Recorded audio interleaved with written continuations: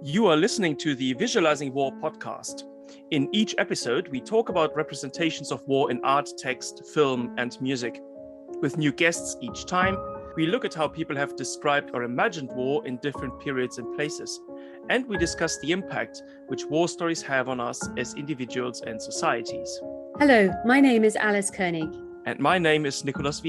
And we co-direct the Visualising War project at the University of St Andrews. Today, we're going to be talking about wargaming and the ways in which it reflects, reinforces, and can sometimes challenge widespread habits of visualising war. Our guest is Dr Iain Donald, a senior lecturer in game production at Abertay University. He is particularly interested in how history is represented and in commemoration and memorialization in video games. But we're also going to be talking to him about the decisions that game producers make around what kinds of protagonists, soldiers and civilians, what aspects of warfare they focus their games around, and what impacts those decisions have. It's a really huge topic and something we're going to come back to actually over the next couple of podcasts. But we're really delighted to have Iain to kick us off, not least because he is a skilled games designer himself, as well as an academic with lots of experience of analysing gaming trends. So Iain, thank you very much for taking time to talk to us today. Hello and welcome to the Visualising War podcast. Hi. So Iain, let's start off with a sort of macro question, if I may. Online gaming is a multi-billion-dollar industry, and adults and children spend billions of hours, not just pounds, gaming every year. Roughly what percentage of online games feature war? War is depicted across many different genres. Very roughly, action games account for approximately a quarter of all sales in the United States, and shooters or first-person shooters for approximately 20%. Strategy games for anywhere between 5 to 10%, depending on the year, depending on what's released. It's worth saying that these figures will include games where war is not the central theme. So perhaps it's crime or policing, heists. We'll also include genres such as fantasy or science fiction where war and or conflict are central themes. Generally, these broad categories of action shooter, which most games about war would be categorized, are more popular than several other genres combined. So sports, role-playing games, racing, adventure, fighting. So that's interesting to get some of those stats there. You know, we're looking at sort of 20, 25% sometimes of games that at least feature war, even if it's not a central theme of the game itself, and a mix of shooter, strategy and other kinds of games. Iain, just to give us and our listeners a few examples and some concrete names which they might or might not have heard, what are the most popular war games right now? It's probably worth saying as well that how we measure games is not just based on sales. So with the advent of streaming services such as Twitch, even there the genres that are most popular would include those that have war as a central theme. Action RPGs and real-time strategy games are popular with streamers and audiences, indicating it's not just about playing games, but increasingly about watching others play them. One of the challenges of categorizing games by genres is deciding where a particular game falls. The blending or creation of new genres is ongoing. Some genres remain consistently popular, others ebb and flow. You know, these figures of 20, 25% will include games such as Grand Theft Auto 5, Red Dead Redemption 2, and Warframe, but they also include games that are purely military series like Call of Duty and Battlefield. For real-time strategy game series such as Civilization, Age of Empires, and Total War, these are popular with streamers. If we just take two examples, Battlefield has games that have focused on World War I, World War II, and modern warfare, but also has a game, Battlefield Hardline, that focuses on crime and heists. Total War has an obvious title that it's about war. It's become popular for its campaign series such as Total War Rome or Total War Napoleon, but also now includes the fantasy series War Warhammer. The biggest games will normally be coming for release around about October, November in time for the Christmas market. Could I just ask a follow-up question on that?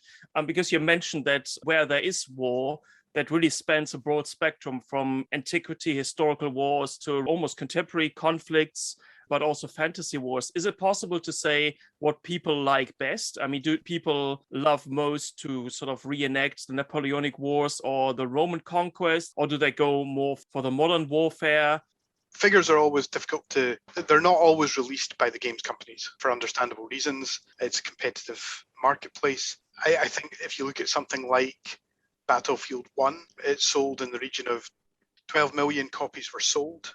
But EA did release figures in early 2018 So this was a game that was released in 2016 that roughly 25 million people had played the game. I think I'll come back to it later, but it will include people who played just the free demo version. It will include people that used game passes or game sharing. Generally say that the biggest and most popular games are selling in the above 10 million copies, but smaller games, so something like, and I'll come back to these again, Valiant Hearts and Verdun have both sold more than 1 million copies. Mm-hmm. And it's when you start thinking that 1 million copies doesn't sound like huge when you're talking about something like Grand Theft Auto 5 selling somewhere in the region of 50 million copies, say. But it's still a substantial amount of players playing a game. And the more successful the series, the longer the tail is in terms of people playing it. So, GTA 5 is a really good example. This was a game that was released in 2014. It routinely still breaks the top 20 in terms of sales. And that's now 7 years old. War games, they tend to remain popular. I'd have to go and double check, but I think Total War Warhammer has proven to be the most popular series so far. So there is an element of people quite happy to engage with the fantasy world using an engine that was built to deal with, initially to design games around antiquity. That's really interesting. You talk then about one game that has had quite a sort of a lengthy period of popularity, 7 years. To an ancient historian, of course, 7 years is a blink of an eye. So I'm quite interested in what might be a sort of a relatively short run for many games, which means that game designers are churning out new games presumably all the time, trying to capture the sort of the changing market. What do users want from a war game, or what do the companies that produce them think that users want, when they're trying to get more users, get more buyers, more downloads and so on? What features are they throwing in that, seem to attract? I guess the marketplace that evolves the quickest is still the mobile market, whether you want to refer to it as kind of, these games are bubblegum software. You purchase them, you consume them for a while, and then you delete them and move on to the next thing. There's some really interesting games out there on mobile that deal with different themes of war. So Bury Me, My Love is a game that is effectively playing as a refugee's journey from Syria to France, and it plays out as through text messages between the protagonist and her husband, who's stayed behind to look after his elderly relatives. That would traditionally not be necessarily seen as a war game, but it's where some of the most innovative storytelling is happening. Another one would be My Child Lebensborn, which was a Norwegian game about what happened to children who were the product of a relationship between German soldiers in World War II and Norwegian civilians. There's a lot of connotations within that. But, I think that's where you see mobile doing more interesting and challenging things as a marketplace, whereas games regarding war on mobile would be things like, whether it's Clash of Clans or, even Call of Duty mobile versions, they tend to be popular. But, I think it's where you look at innovation that's happening. Mobile's probably the most interesting. What I find interesting about this is the broad spectrum of different topics that these address. I mean, that's one of the things we've been doing in this podcast as well, to rethink the boundaries of what we define as war. And we take a very kind of broad view of what war means. And we look at the aftermath of war quite a lot. So all of these topics that you've just mentioned, the refugees or children that come out of these relationships, these are all things that we regard as really closely related to understanding war and talking about war. For me, as somebody who grew up in the 90s as a teenager, where you were tore off the ladder if you had a computer that had 4 megabyte RAM and you had the fancy 3.5-inch discs rather than the bigger floppy ones. Back then, obviously, gaming was a fun way to pass time. But from what I've heard from you now is this has evolved not only in terms of what's offered, but also in terms of what people are trying to get out of this. And it sounds like this is not just about leisure or escapism or something. It's also about engaging with potentially quite serious topics. Can you say a bit more about why people do play these games? I mean, it's clearly more than just having a bit of fun in front of the screen. This probably comes back to something that you've talked about before, which is what is our societal fascination with war? Why is it that every medium visits it and revisits the subject so often? You go back to antiquity and it's the friezes or the pots that are engraved with the victories, or this is the 21st century equivalent, I guess. Perhaps it's because we're all just attempting to understand the stories. The narratives that evolve around war they're extraordinary, they're glorious, they're tragic, they're bitter. A lot of the work that I've done has looked at what veterans have looked at in war. I think the Vietnam veteran Tim O'Brien said something along the lines of, stories are for joining the past to the future. Stories are for those late hours in the night where you can't remember how you got from where you were to where you are. Stories are for eternity, when memory is erased, when there is nothing to remember except the story. And I think there's that fascination with the stories that evolve around war, whether it is the attraction for soldiers. Perhaps it's thinking of how you would react in those circumstances. But increasingly, we've all seen in the past 20, 30 years, conflict is almost an ever-present on the news. I think it is the stories that are important, whether it is trying to understand what you might do put under these extraordinary stresses, or understanding what it is that has led to this. I think games are just the latest medium to tap into. I mean, if you look at comics, in Dundee, we have one of the longest running war comics in Commando. In the 70s, I grew up with comics like Warlord and Victor. In a way, it's good that they're no longer the staple of a Saturday morning. But, at the same time, we see graphic novels doing incredibly interesting and challenging conversations about war. And I think when you talk about visualizing war, games are just the latest medium. I think they probably come in for some unnecessary criticism because of the interactivity that surrounds it. There's another quote by David Hackworth. David Hackworth's another US military veteran who said, war stories become just that, stories. Just as time distances the storyteller from the events themselves, so do the repeated tellings. Gradually, the stories are embellished in places, honed down in others until they are perfect little tales, even if they bear little resemblance to what actually happened. And I think games are very great at telling stories. They're both good at giving the illusion of choice and encouraging players to unravel their own story and explore challenging concepts in a way that people may not have if they'd been given a book. It's really interesting to hear you talk about the power of storytelling in games that might be different from other media, but that's wrestling, like so many other media, with this age-old phenomenon. War has been around for as long as humanity. This ongoing fascination we have with it because we've always had to wrestle with it in real life, and we wrestle with it and with its many manifestations and its many impacts through all sorts of different kinds of storytelling. I think we want to dig in a bit more to the different and complex and innovative and creative ways that games can explore that they can spark challenging conversations about war. I wonder if you can just tell us a little bit about how important narrative itself is in many of these games. So just thinking perhaps of the most well-known war games to start with, not the sort of the more indie ones or the ones that you talked about that you play on mobiles. How character-driven are they? How story-driven are they? What's the importance of storytelling within the games?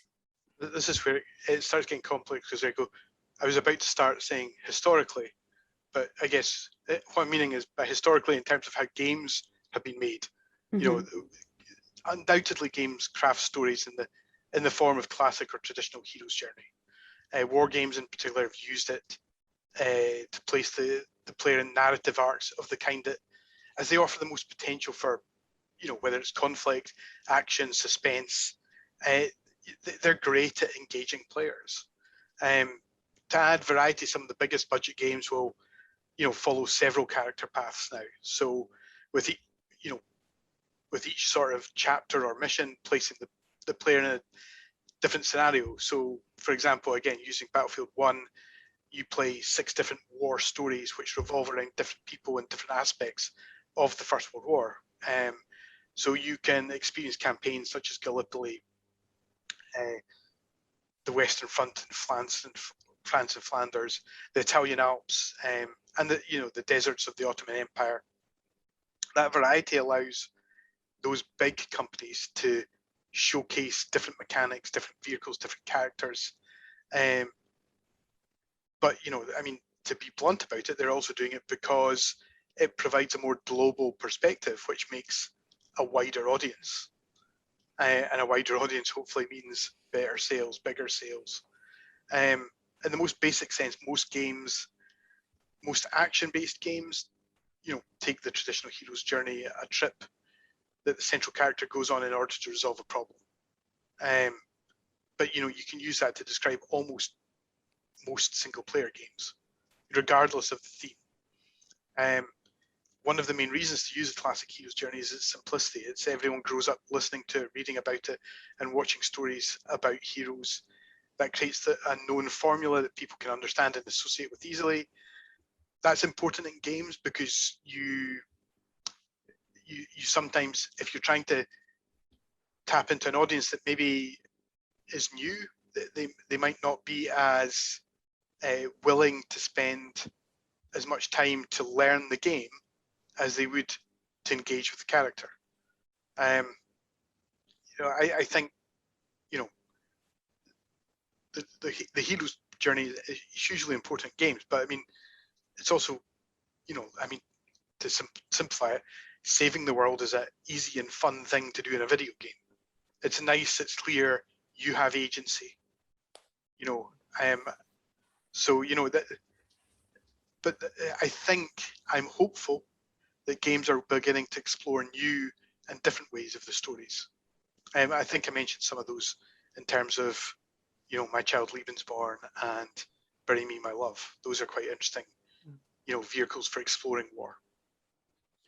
And it sounds as though it's in many of these games, then it's not just about identifying with one character and playing out one story, but you switch between characters. Is that right? So I'm just quite interested in how do these games, how do they manage sort of the compromise between you, the player, and their personality, and the necessities of the characters that are bound up with these stories? I mean, how does this? So you said it's very interactive. It's about making choices, but then obviously there must be parameters that kind of define those choices, which choices are possible. And could you say a bit more about this kind of interactivity that's kind of bound up with these stories?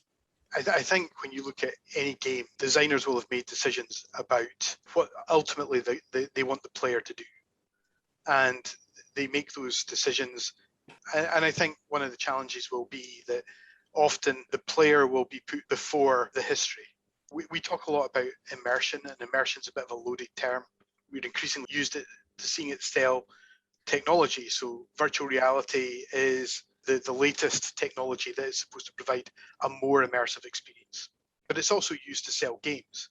And it is essentially what you feel when you play, how a game can take hold of the player and the game's ability to retain that player, whether it is retain that in a state of concentration and game flow or just to bring them back to the game. When it comes to sort of historical wars, historical battles, we have a sort of feedback loop, if you like, between what the gaming industry needs, what players expect to do, the kind of the way to get this immersion, and then the representation of those historical battles, which is then no longer sort of historical. So maybe obviously it's a game, just like a historical novel. Nobody can fault a historical novel for not being historically accurate. I think that's a criticism that's often unfair, because that's not the point of the historical novel. Just like it's not the point of the game that talks about an historical battle. It's not supposed to be a history lesson. But obviously it's quite interesting to see how the past gets remade in light of the kind of engagement that producers anticipate the gamers will have in front of the screen. Yeah, I think one of the things that developers find incredibly challenging is, how easy it is to break that immersive spell. Tony Gard, the original designer of Tomb Raider, described this as, everyone stores simplified constructions of reality in their mind, schemata that codified the critical features of the world around us. We use our schemata to recognize and interpret everything we experience. When we're creating worlds and games, immersion is only possible for the player if we can convince the players that the space is authentic, whether stylized or not. If the critical features on screen don't match up the critical features of the player's schemata, then he or she will not be fooled by it. So, I think one of the main challenges with this is we talk about player agency, and this is the idea about giving players the interactions to affect and change the game world. If we're honest about it, we want to give them, designers want to give them a sense of control and a degree of influence over what happens next.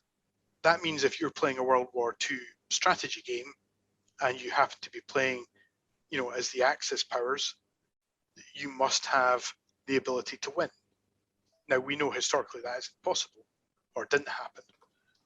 So it becomes more of a what if or counterfactual history. But at the same time, there has to be enough accuracy and authenticity within that game world to allow the player to think that they can win. And I think this is where it's really interesting. Where aiming to give players the ability to make decisions in the game often becomes a balance between allowing trivial decisions, which can often be made to be very accurate. So that might be, for example, choosing a particular uniform, or a hat or a helmet for the player, but losing some of the authenticity in how the player plays with those actions. So again, using a war game example, whilst it's possible to make all the guns look correct and accurate, and players can choose to be given these, and you can choose to give them at the correct time within the virtual world, it's much harder to control what the player does with that. So shooters in particular focus around this run and gun gameplay. That's not how war was or is fought, but one consistency within military themed games is that gameplay doesn't replicate the real world. So in Battlefield 1, for example, players can run along and jump off the Zeppelins. Now, that didn't happen, but it's fun. You get to do that.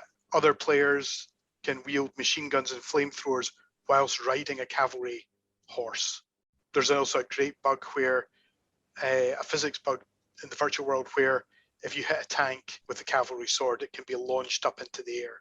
Now, obviously, these things are going to break the immersion. I think most games companies are at pains to point out that this is, a historical representation and they want the worlds to be authentic, but it's not historically accurate. You were talking earlier about Total War, for example, which looks at Rome, which looks at the Napoleonic Wars, but also fantasy. And actually what you're saying is that in some ways, the historical games, incorporate fantasy in them as it is. There's a real mix of myth and history and fantasy and imagination and creativity. When you're looking at what designers want to do, they're wanting players to think they're making meaningful decisions in the world. That's not dissimilar to historians trying to deconstruct what made certain people make certain decisions.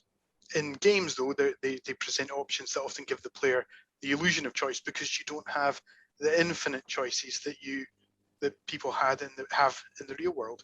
And it's this balance between what makes a believable world and the importance of level design and set dressing and telling the narrative through that kind of environment in the detail, balanced with gameplay that keeps the player engaged.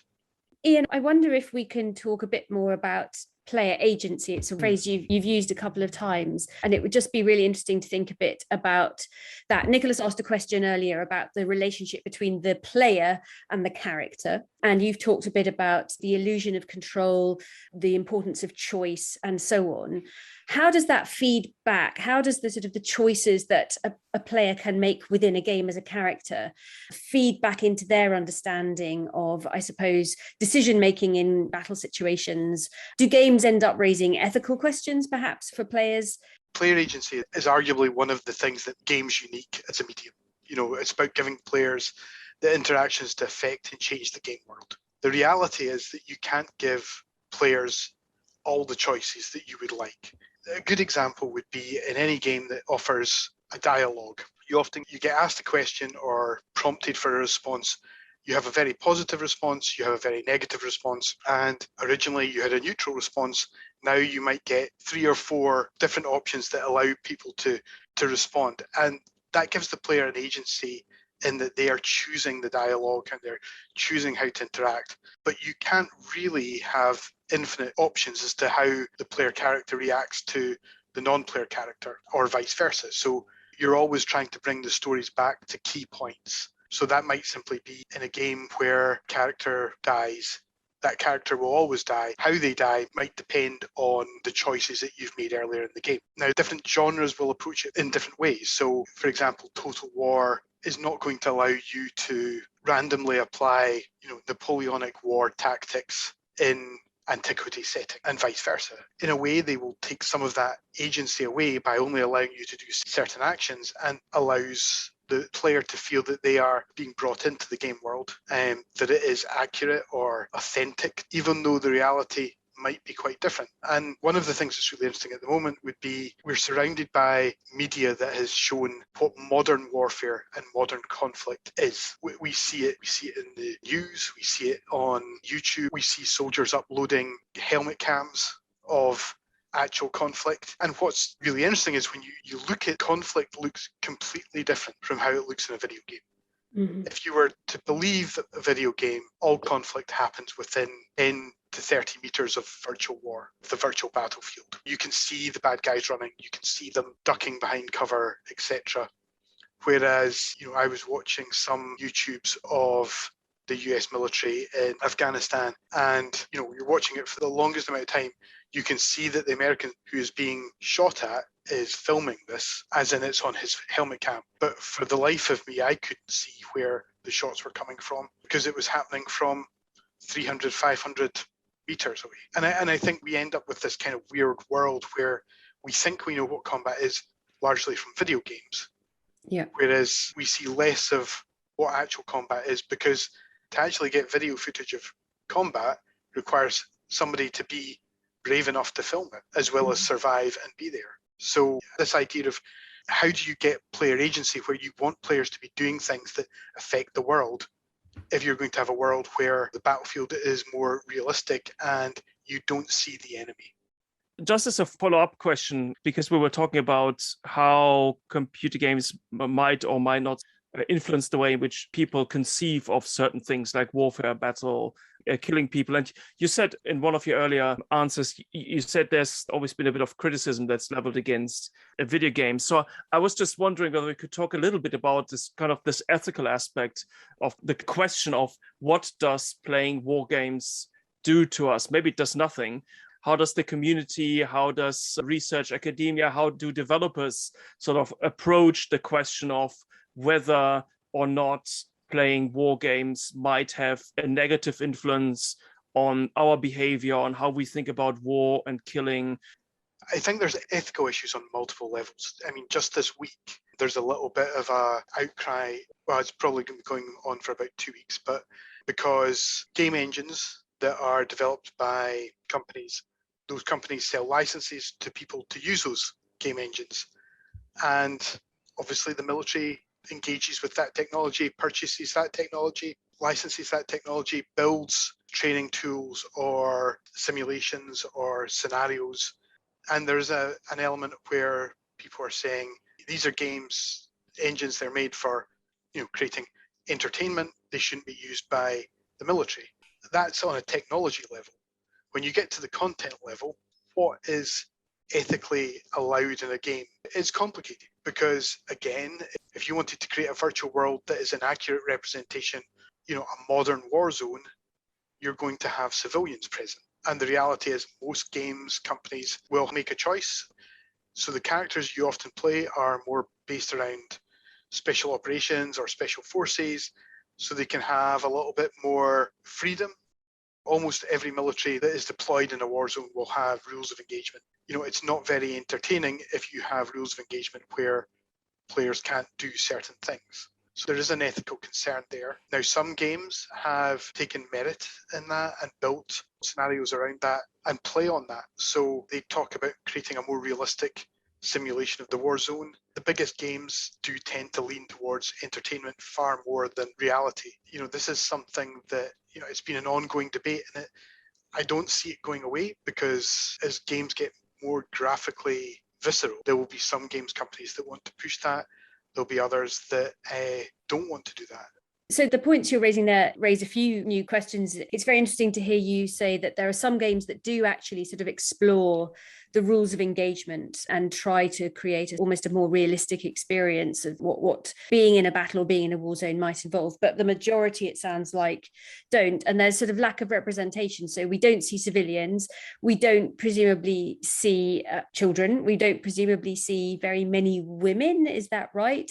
So I'm interested partly in who we don't see, what aspects of war we don't tend to see in the majority of video games, in this sort of, you've given us this idea of this quite kind of limited war zone.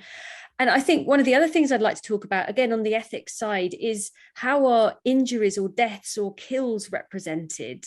And again, how does that tie in with reality? I've heard about flinch mechanics, for example, where a character flinches when they're hit, but that's sort of reducing an injury to a very, very minor reaction, I suppose. So could you talk us a little bit through that, about what we don't see, what aspects of conflict we don't see represented in the majority of war games?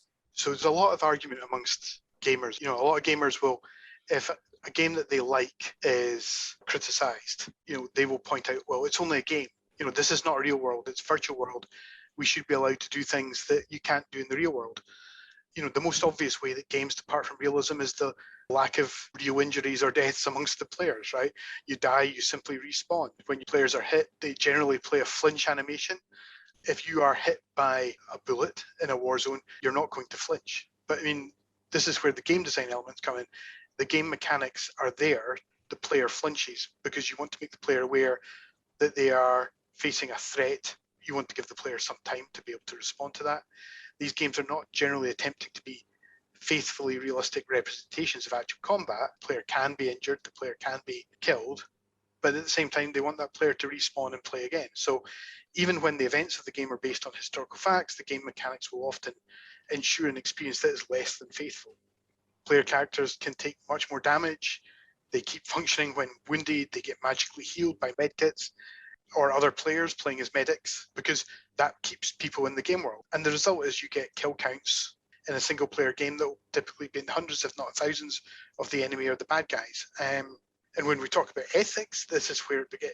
In multiplayer games, the whole point is you're scoring points, you're trying to win a competitive mode.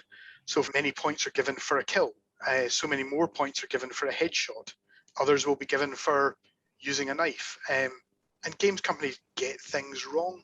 I think it started in Call of Duty Modern Warfare 3 that dog tags were first used as a mechanic in the game mode, kill confirmed. So after the player's killed an enemy, they have to collect the dog tags that the enemy drops to get the points for the team. In some ways, this can make sense in a game mechanic way. It's a nice way of being able to convey that you have successfully achieved what you were supposed to achieve in that competitive mode. If another enemy takes the dog tags, the kill will be taken away from the team. So while the game mechanic makes sense in that mode, that generated understandable controversy because the International Committee of the Red Cross got involved. The removal of dog tags is construed as a war crime. The Red Cross have been concerned enough to have had several reports researched and written about video game violence, video game and how war is represented in particular. It's been raised at conferences and in the media. Effectively, the Red Cross want to raise the issue that players should not be able to disregard the rules of the Geneva Convention without encountering any consequences. But this led to many gamers crying, it's not real, it's only a game. And where does that balance, where is it placed? How do you maintain it? And this is where games struggle. The role of the player is often atypical for real-world combatants. At best, most games will focus on individuals or small groups operating outside of the normal military command and control environment. So games tend to focus on special operations because you can get away as the lone hero, the lone gunman, the rogue hero. It's further complicated by things like how video games are relatively unregulated. Just like film, games are like film. Ratings are mandatory under UK law. The Games Rating Authority, which is part of the Video Standards Council, rates games according to the Pan-European PEGI system, Pan-European Gaming Initiative. In the US, it's the Entertainment Software Ratings Board, which was founded earlier in 1994, but founded off the back of other controversies like the game Mortal Kombat and Night Stalker, where Mortal Kombat you could have finishing moves that removed players' heads or spines or etc. But you want to talk about ethics, the Entertainment Software Ratings Board is a sponsored part of the Entertainment Software Association, which is the US trade body for the entertainment industry, which is funded by the largest games companies. So, there's a lot of stuff wrapped up in there. Apple have prevented games such as Endgame Syria from being released on the basis that, although that title explored the nation's civil war and aimed to inform gamers about the many possible outcomes of the conflict, Apple refused it on the basis of the sensitive nature of the content and on the basis that it was political. It becomes complex because you can have a civil war game on an iPhone, which obviously had both Confederate flag and the American flag, but then the Confederate flag was being associated with hate organizations. And, I think for a brief period, Civil War games were taken down by Apple because they had the Confederate flag in them. And then you have something where games that are based around history being restricted because of the historical references that they have within them. It's complicated. Yeah, I mean, it's an interesting complex of problems and ideas. I mean, one of the things I'm thinking about is, do we assume that other kinds of video games have the same ethical implications as war games, for example? I mean, would we say people shouldn't play Grand Theft Auto because we think they might become car thieves or something like this? There's definitely people who think that. All right, yes. And this is the thing, part of the problem is the challenge of understanding what games are. Maybe the term games is part of the problem because we associate games with not just with fun and entertainment, but with childhood, and that has a connotation that children are playing violent video games. Whereas the reality is games are regulated to a certain extent through the age ratings board. What you can't regulate is parenting. Some parents will allow their kids access, maybe because they don't understand, or maybe they just don't think it's that important. To talk about the 3 First World War games that I've looked at quite extensively, Valiant Hearts is a stunning game made by Ubisoft. It's a narrative comic. It's rated 12 plus. It still has quite harrowing scenes and story and narrative around it because it's about the First World War, but it's rated 12 plus. But Verdun and Battlefield 1 are both rated 18 because they are aimed at adults. Yet, I'm pretty sure you would find lots of teenagers had played those games that were younger than 18.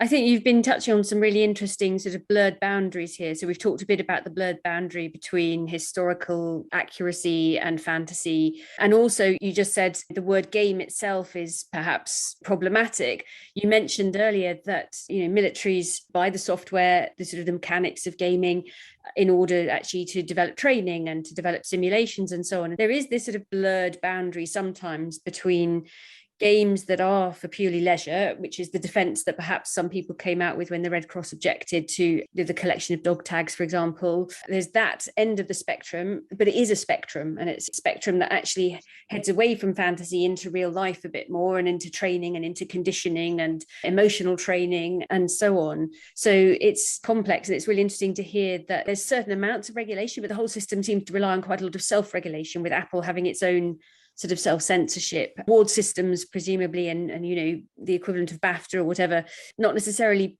focusing on ethics, but focusing on the gamer's experience. Yeah, I mean, when you start thinking about how you look at censorship, and games are censored. Different countries have different rules and regulations that they apply.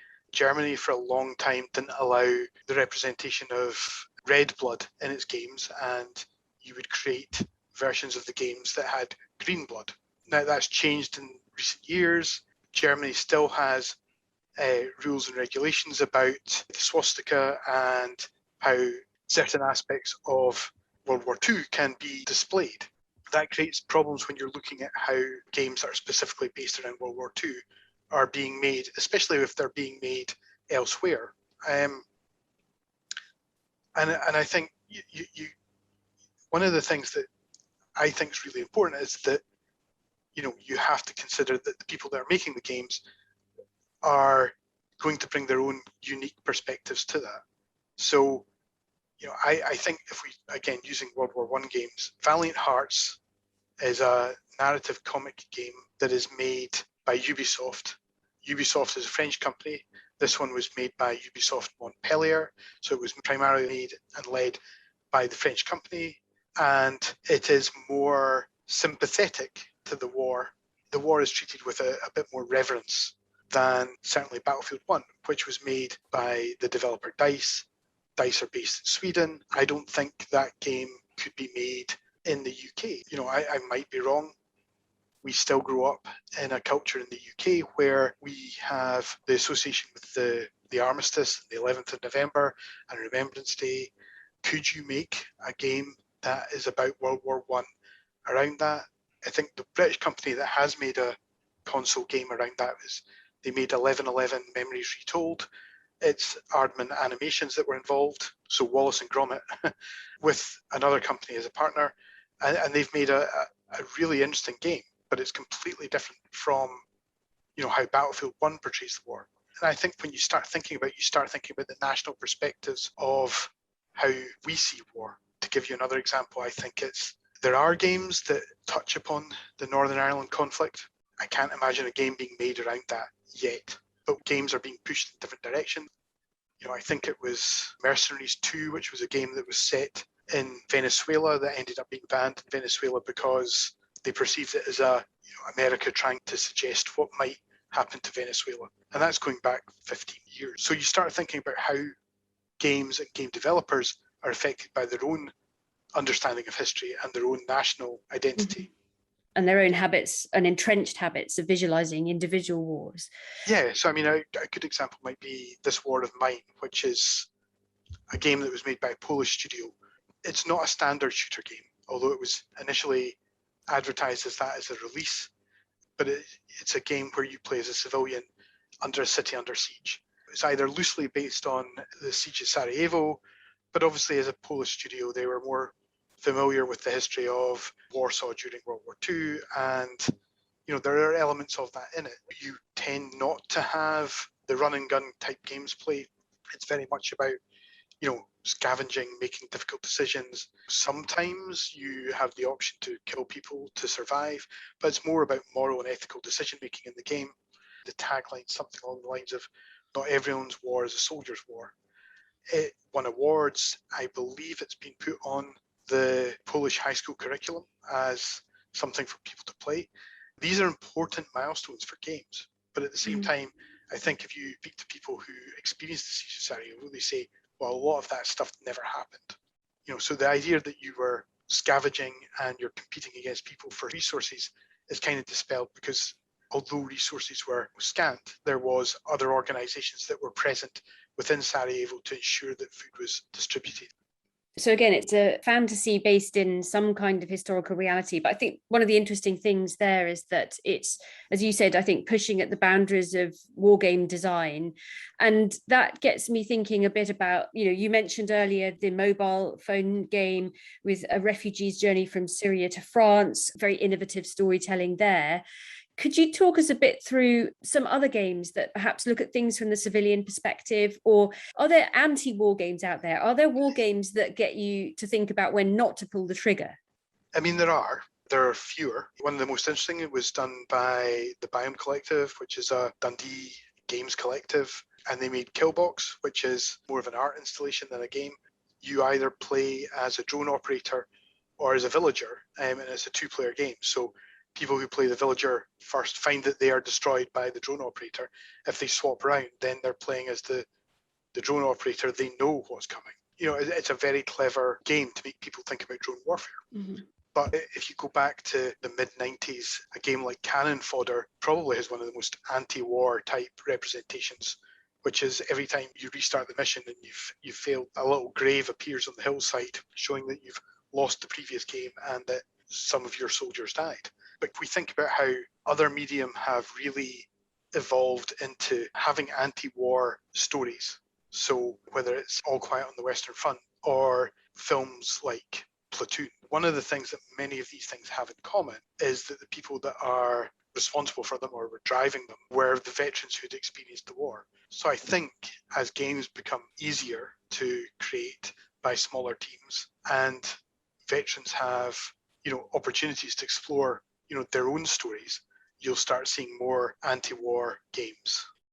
So, Ian, I guess one question I have that's coming out of this whole variety of different kinds of war games, that there are all the different kind of points of view, even though there is clearly a preponderance of the traditional type, is generally to what extent can those games help us visualize conflict more holistically, bring all these different perspectives in. And I guess to an extent, maybe that's true also for some of the traditional games where you said you have not one character that you follow, but you have 4 or 5 or 6 different characters that you follow. So there is a prompt to think about war from different perspectives built in there, apparently. And to what extent can that help us also maybe not have an authentic experience of the battlefield, but get this immersion also in terms of empathy, understanding what might be going on in war beyond, or did this really happen or not? Yeah, I mean, I think games, for better or for worse, they're the dominant visual media for younger generations. I say younger generations, but I mean, it's worth noting that as people grow up with games, they don't tend to stop playing games. They might play less or they might play differently, but they don't tend to stop. So I think, what you're going to see more of is games that are designed for, I'm going to say my generation or older, but games that are designed to tell stories. Where you're seeing some of the most interesting thing is not necessarily it's using games and games design techniques, but it's actually to impact upon other aspects of society. So one of the things that's quite interesting is that therefore becomes like a shorthand for allowing people to engage with different ways of understanding the world around them. So the charity War Child UK ran a hugely successful award-winning campaign called Duty of Care. Duty of Care subverts the first-person shooter game by showing the horror of war through the eyes of a 9-year-old girl called Nima. So what this campaign does is it's a video with actors playing out some pretty harrowing scenes, and it's overlaid with a heads-up display. So it looks like a video game style thing where on one side of the screen it says health, on the other side it says trauma. There is a bar, so as the health goes down because Nima is being injured, or the trauma bar fills up as she sees more harrowing things. The situations in the video are drawn from real life testimonies of children in war child's projects across Africa and the Middle East, and it's very much on things that they've witnessed and experienced and violations that happen in war. So, as the video progresses, the 2 bars of health and trauma deplete or fill based on what's happening.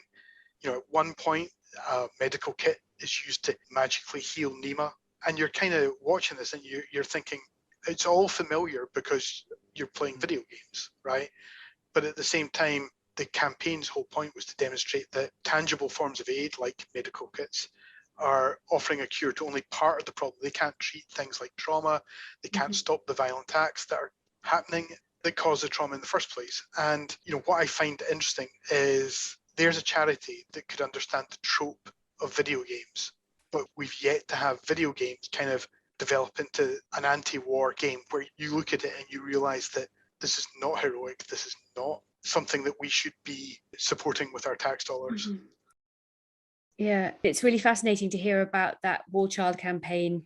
As you say, the use of this medium that is becoming so dominant in shaping our habits of visualizing war, but then being subverted, being turned on its head, actually to get us to look at war more realistically, to look at war for real, and the fact that a medikit isn't going to be a sort of a heal-all solution, that there are these wider impacts.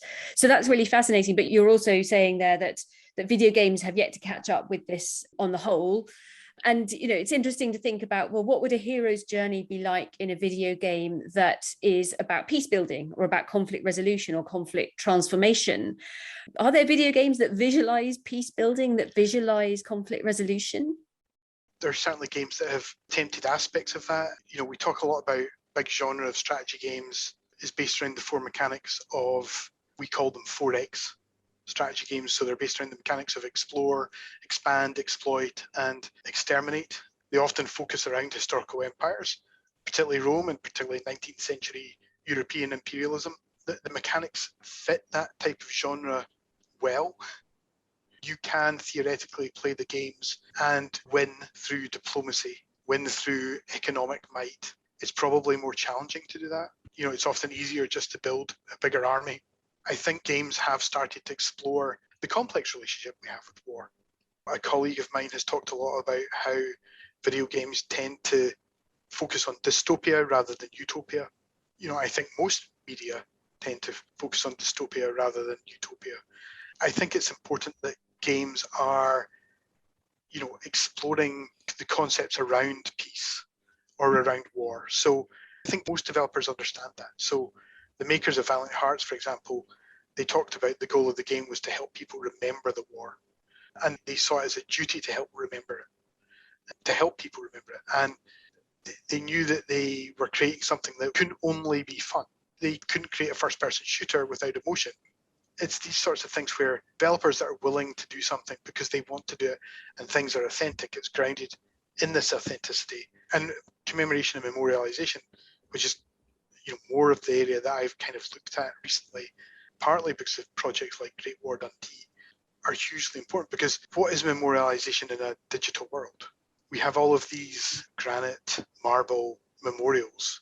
I forget where I read it, but one person talking about how they walked past the memorial every day on their way to work, but they didn't even notice until somebody had pointed out that it was the centenary. We grew up with this stuff. I think how we deal with commemoration within games is important. I would like to think that when you look at what games can do, they don't have to focus on the conflict, the actual combat.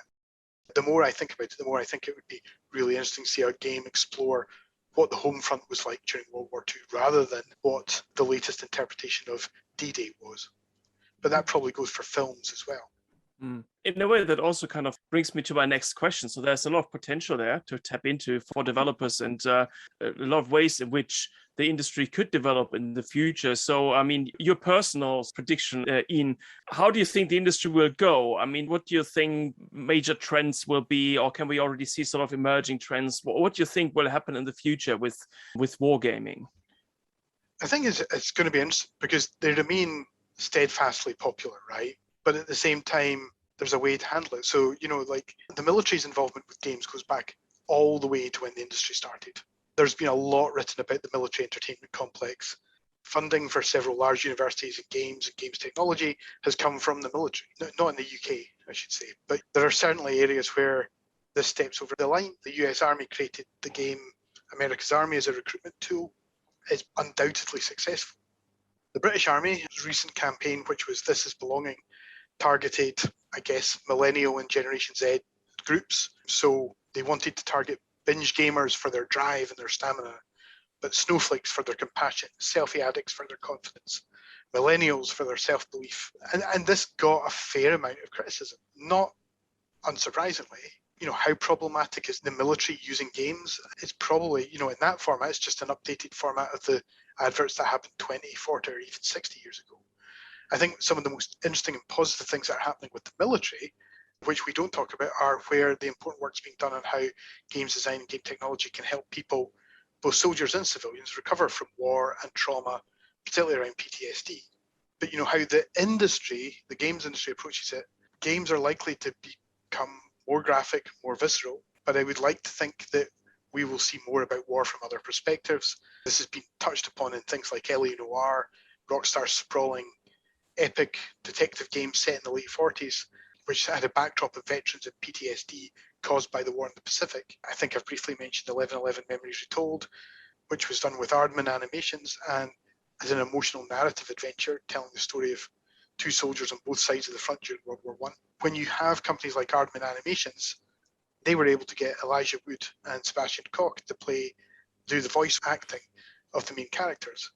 I'm passionate about history, I'm passionate about games. I genuinely think that the options that they have for engaging with how we understand and how we interpret war is unparalleled. I think film is fantastic. And I think one of the things that you're beginning to see more of is a crossover of gaming into film. So BBC Three in 2014 released Our World War, which was 3 short episodes which focused on World War I and different stories, but they used lots of gaming techniques. They used like body cams, gun cameras, head cams, heat maps to almost bring like a modern warfare approach to dramas about World War I. 1917 was largely criticised because of its use of camera and also this kind of free-roaming third-person camera that kind of made it feel more like a game. But I think what's interesting here is you're seeing gaming impact upon other mediums. And I think we'll see more of that. And I think hopefully games will take a step back and do more interesting things when they're trying to visualize war. That sounds extremely interesting. Also, the point you were making about how there's this dialogue between games and other genres, which obviously is very, very interesting to us. And it's also something I suppose everybody notices who watches war movies and from different periods and sees how war movies have been developing, where you see that there is a lot more of a gaming aesthetic in the way in which battles are depicted, in the way in which, you get more of this kind of first person perspective, the way in which people move, the kind of sequences you get. So I think that sounds like a very interesting development, definitely to kind of keep an eye on in terms of what's going to happen. Iain, thank you so much for being on the podcast with us and talking us through, you've taken us through a really fascinating set of issues, given us a lot to think about. As you were just saying, as Nicolas was just saying, this sort of interplay between different genres, the fact that games are doing storytelling that all sorts of other media have done, the complex relationship between narrative and reality, the fiction and reality, which goes in all sorts of different directions. I think I saw quite recently in the press that the US Army has developed some goggles that turn night vision into a video game-like experience. So there's that end where reality is becoming more game-like, but what you've just sketched as well is the way in which war games might increasingly reflect a kind of more holistic experience of war itself. So thank you for talking us through all sorts of fascinating things. Thank you very much for having me. Yes, thank you so much, Iain. And thank you also to you, our listeners, for joining us again. I hope that you found our discussion with Iain as fascinating as we have. And please tune in again later this week when our postdoctoral research assistant, Katharina Birkedahl, will be interviewing YouTubers Taliesin and Avital, who run a channel which analyzes a particular gaming franchise, World of Warcraft. Next week, we will be interviewing Katharina herself about a different form of physical gaming, cosplay, and how that, like some of the online games that Iain has talked about, can prompt critical reflection on our habits of visualizing war, even as people play out familiar storylines. If you would like to support our project, please share and subscribe to the show on Apple Podcasts, Spotify, or whatever platform you use so you don't miss an episode. And please do leave us a rating and review on Apple Podcast. It really helps people find the show. And if you would like to join the conversation further, you can follow us on social media. Just search for Visualizing War or get in touch directly by emailing us at viswar@standrews.ac.uk. Our theme music was composed by Jonathan Young, and the show was mixed by Sophia Gertin. Thank you for listening.